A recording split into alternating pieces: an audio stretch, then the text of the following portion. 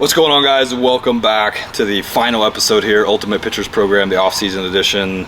We're trying to bridge the gap here in this cycle, in this phase, from training environment to competition. And the way that we like to do that is implementing the live at-bats piece of this. The live at-bats piece is critical for kind of finishing out that dosing of stress throughout this entire year. Throughout the entire program and off season that you're working on. You know, the program's job is to dose out stress and be able to maximize your training environment and minimize the risk of injury. And balancing those at time, you know, can be challenging. Absolutely. Going from this time frame, you know, from where you've done the bullpens and you're trying to transition into game like stress and, you know, environment, it's very different. You know, it's obviously very different. So every little bitty thing we can do within our program to kind of take a small step forward to that will be beneficial. So however long that you have for this in your program depends on when you started your on-ramp. If you started your on-ramp early enough in September, October, even November timeframe, you'll have the last couple weeks here going into your season to get, you know, a live at-bats section in. Typically, you know, you'd build up in your bullpen volume and intensity, and then you'd kind of backtrack a little bit, knowing that per pitch the stress is going to be higher on your body. So, you know, say you'd built up to 30 or 45 pitches in your bullpens, you know, we'd kind of go back to 1 inning and 15 or 20 pitches in your live setting. And that structure is being very critical because the stress per pitch in a catch play session or a bullpen session is going to be inherently lower than the stress per pitch in a live at bat section like that. So the strength portions of this cycle give way completely to the throwing, right? Earlier in the off season, when the throwing volume is low, the strength volume is high. So as we get deeper into the program here and we get into the season, you know, your on-field performance takes precedent over everything. So we kind of blend in the strength and conditioning cycle of this into a maintenance mode where we're looking to maintain and you know, minimize the risk of injury basically moving forward. So that cycle, the days that you go, the volume that you go with, you know, and the lifts that you choose to do, everything revolves around, you know, your on-field performance, how your body's feeling, what you have throwing that day, and really it's an environment where you need to listen to your body. It's as simple as that. You feel good during that week, then push it a little bit more, and if you don't, then pull back the reins on the volume and intensity a little bit more. You basically are kind of riding the wave of the season.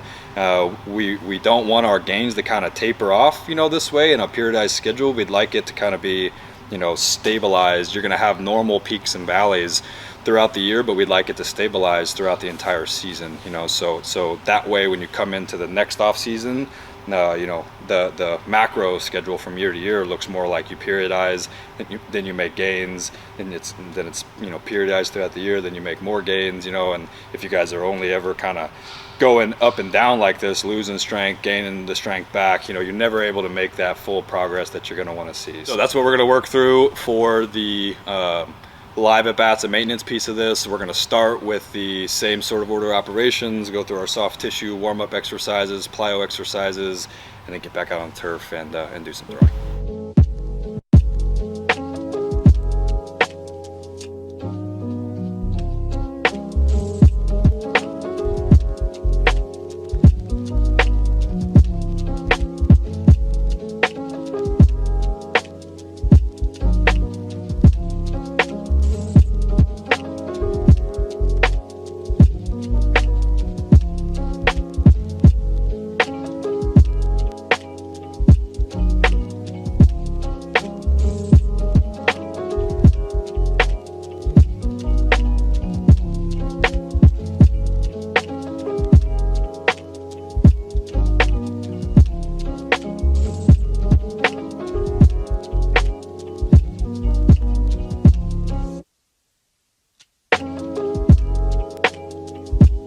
All right, that's it for the throwing portion here. I just finished up the arm care piece of it. The live at bats is pretty important step in the off season, but you have to make sure that you've done the leg work up front to kind of build your arm up for that volume and intensity. But it's really that like next stage of intensity within the off season. I made a live at bats video a couple of weeks ago for this previous off season, and just to note that the hardest pitch that I threw in a bullpen, in a setting throughout the off season was like 93 miles an hour, and that little extra added adrenaline with a hitter in there, pushed me up to 95. So, obviously the velocity's higher. You like to see that as a pitcher. You'd like to see that as a coach.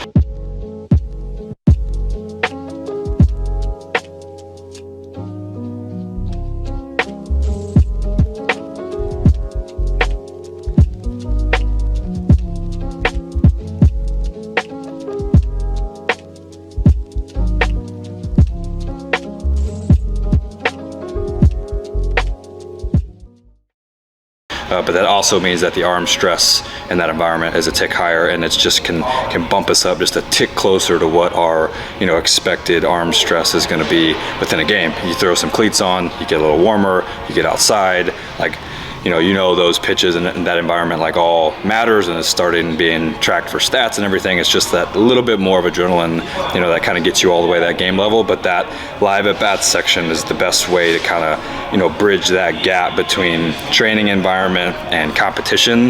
That can tend to have a pretty big gap for people, especially if they didn't do the entire prep work before that. So we're going to move into the lifting portion here. It's a maintenance plan. Like I said already, it already totally revolves around your throwing program, and it's designed just to keep the gains that you've made, but then minimize the risk of injury. One big thing that's important for people this time of year, implementing this throughout the year, is kind of dealing with the bumps and bruises of the season.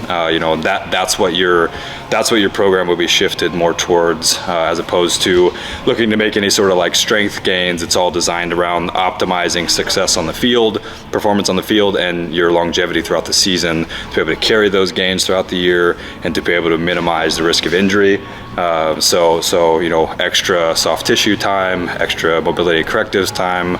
If you have any sort of like rolled ankle or type hip flexors, like you would address those within your weekly program, between games, between outings. And if you have to spend more time doing that than spent in here in the weight room, understand that that's kind of what takes priority. So I'm gonna run through my lift right here. It's a nice, clean, brief. You're controlling the volume, you're controlling the intensity. The whole point is to show up tomorrow, for your practice or your day ready to go.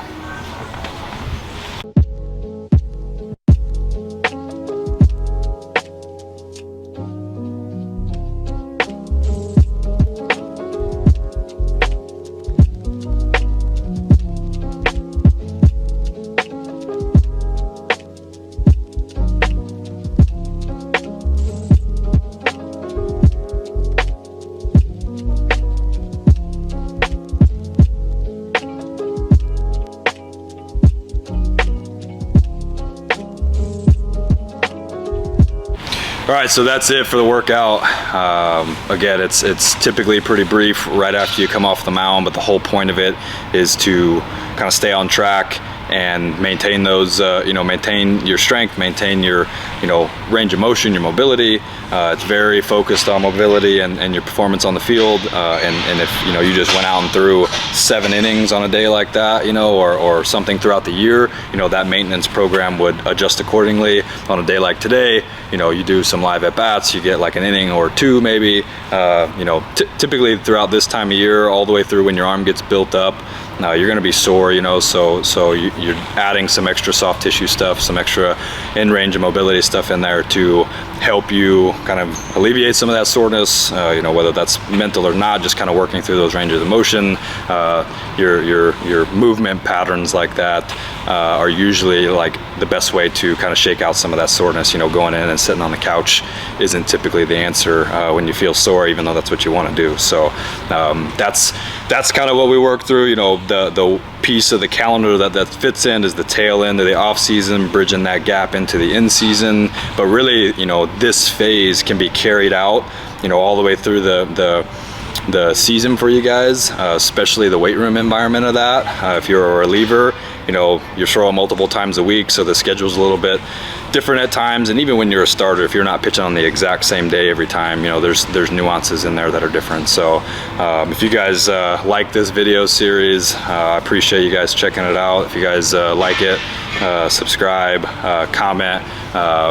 You know, this to me is, you know, how I wanted to show the overall like off-season buildup that we do in here. And you know, I think that it's common knowledge maybe for an upper level player that's worked through it, you know, a bunch of times. But I also think that the more people that are aware of, you know, how to lay out this whole calendar improves the training environment, but also you know, helps protect people's arms. And ultimately, you know, those should be the two most important factors, you know, throughout the off-season buildup here. You know, that's important for you guys, you know. So appreciate you guys watching this, checking it out. We'll be back for some more. See you guys next time.